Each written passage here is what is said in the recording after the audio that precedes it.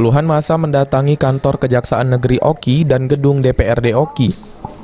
Aksi dari massa ini guna menyampaikan tuntutan kepada Wakil Rakyat DPRD Oki, terkhusus dalam masalah penegakan hukum yang dilakukan oleh Oknum Kades di Kabupaten Oki.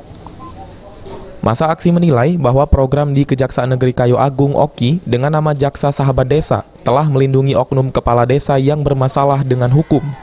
Adanya program Jaksa Sahabat Desa di Kabupaten Oki inilah disinyalir menjadi pemicu korupsi para kades dan melindungi oknum kepala desa yang bermasalah.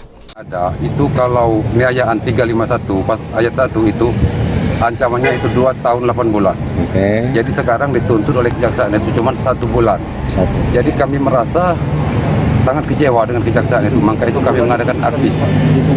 Tidak sesuai dengan harapan. Apa permasalahannya itu, Pak? Permasalahan itu masalah penganiayaan. Penganiayaan. Oleh siapa itu, Pak? Oleh ketua, oleh kepala desa Pangkalan Lampam. Desa Pangkalan Lampam.